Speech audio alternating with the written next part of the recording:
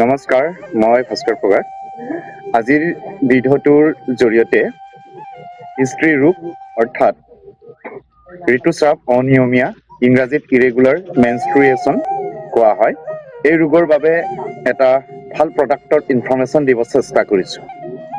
মাহেকীয়া সময়মতে নহ'লে 10-12 দিন পৰ্যন্ত ঋতুস্ৰাৱ হৈ থাকিলে, বহুদিন ঋতুস্ৰাৱ নহয়, কেইবা মাহৰ মূৰত এবাৰ ঋতুস্ৰাৱ হ'লেই ঋতুস্ৰাৱ অনিয়মীয়া বুলি কোৱা হয়।